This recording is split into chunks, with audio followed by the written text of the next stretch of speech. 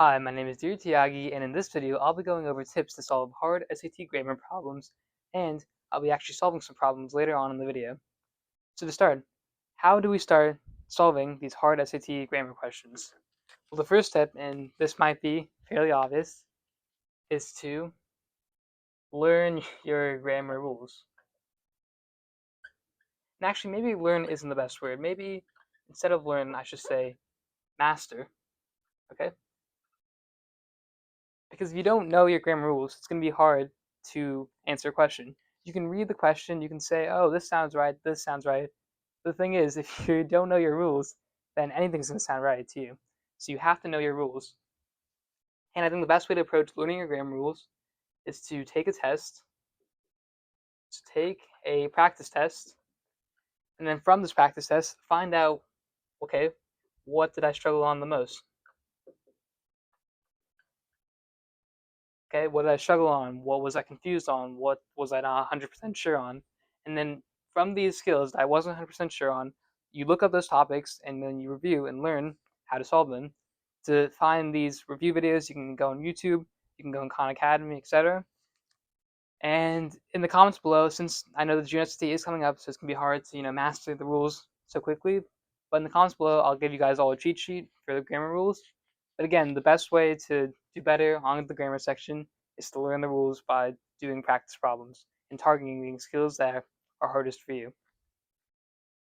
Second tip, I guess, for answering these hard questions is to read the full sentence. Okay? So you don't have to read the full passage. I'm not saying you have to read the whole passage unless, it's like word and context question or a vocab question. But if it's just a grammar question, you don't have to read the full passage. But you do have to read the full sentence. You can't just read the first half and not finish the sentence.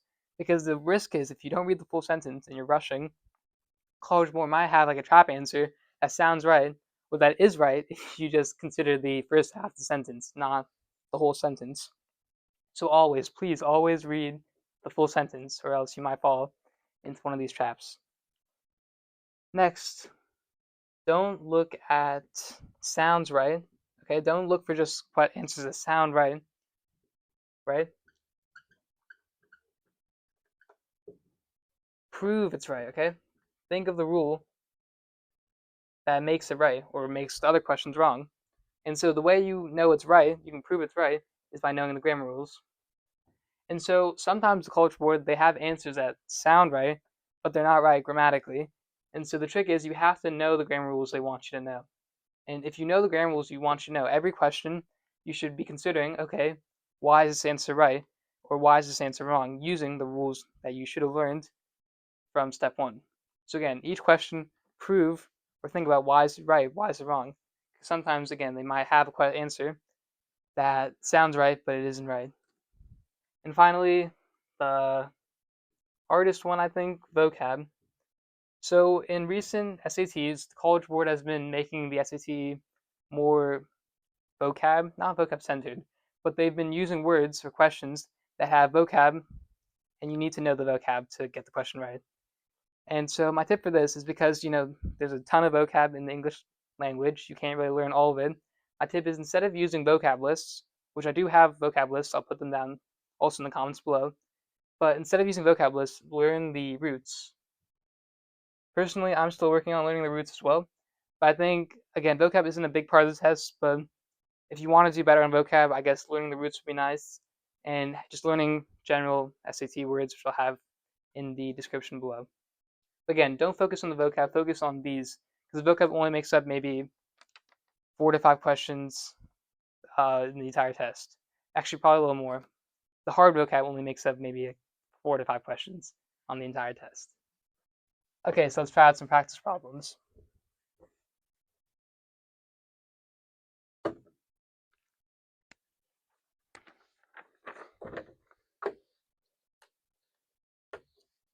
Okay, so for this problem, I'm going to have a image of the problem, sorry, a PDF of the 2 problems we did today in the description below, because I know it's blurry for you guys watching there.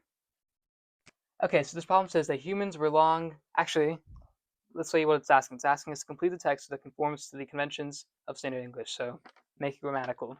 So we don't have to read this first part, okay? This first sentence It's not a vocab question. We don't need to know the context. All we need to do is analyze the part that they gave us.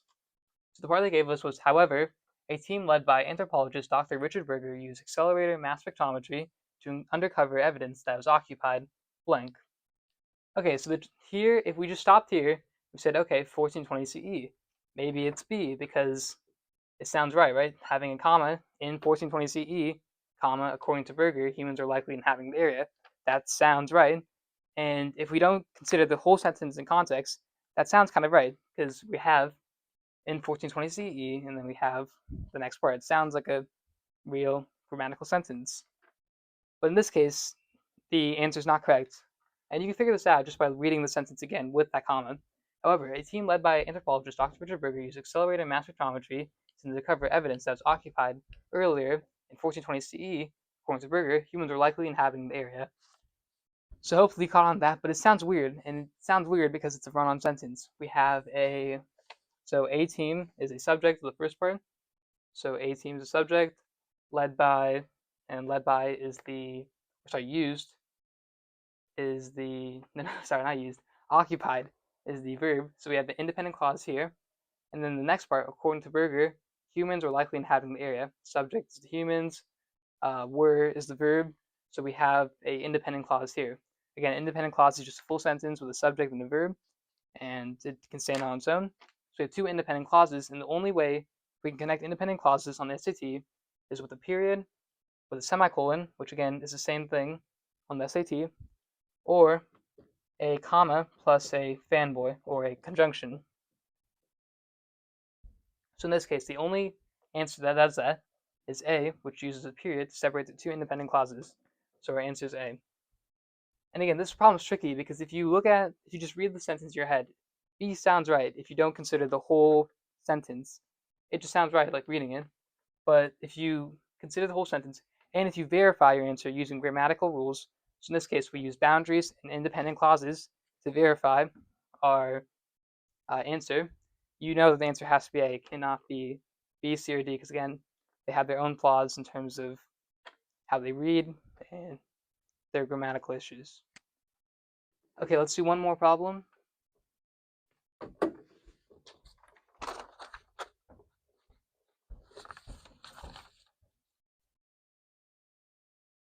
In this one, they're just asking us to complete the text again, so it adheres to grammar. And so this question, don't want to read the first part again, it's a grammar question. It says here, critics have noted the way pioneering blank compares the experiences of Visai and Nisai. Okay, so a trick for looking at SAT questions quickly, or SAT answers quickly, is to use vertical scan.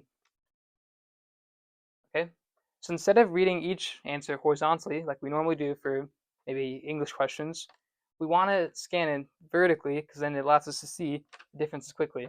So scanning it vertically, okay, so these two have a comma, and the first part, after playwright, these two do not have a comma.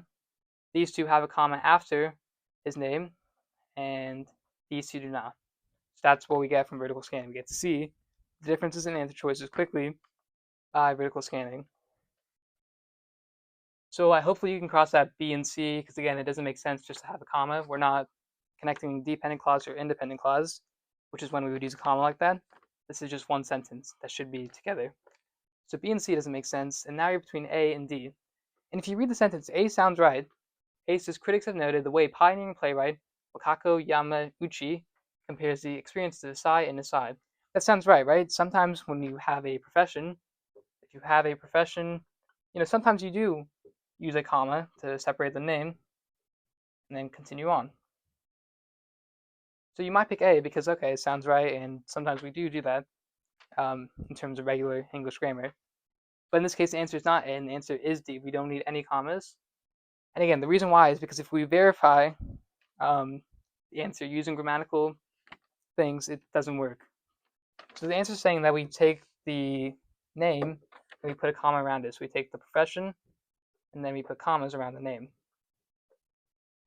So on the SAT, whenever you have a comma or two commas like this, what you're saying is that this phrase here is non-essential. You're calling this a non-essential phrase, meaning that if you cross it off, the sentence would still work and it would still make sense. So in this case, if we cross off his name, critics have noted the way pioneering playwright compares the experience of Hsieh and Hsieh. That isn't right. It doesn't work without his name. And so what the SAT is implying is if you have commas around the name, then it doesn't work because you're saying this is non-essential, but clearly his name is essential to the sentence functioning.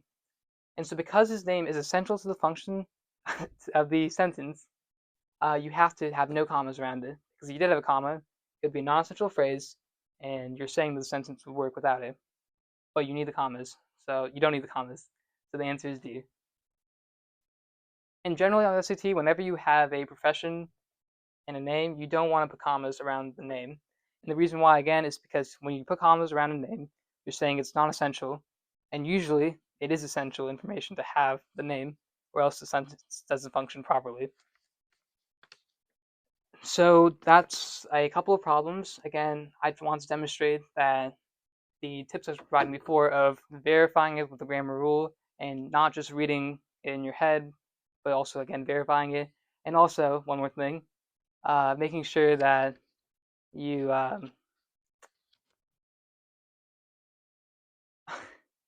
making sure that you just remember the rules and read the whole sentence, not just a part of it. That's the focus, okay? And these questions showed why you have to do that. And yeah, those are my tips for how to solve hard SAT grammar questions. And those are some problems. Thank you guys all for watching, and I'll see you guys all tomorrow. Bye.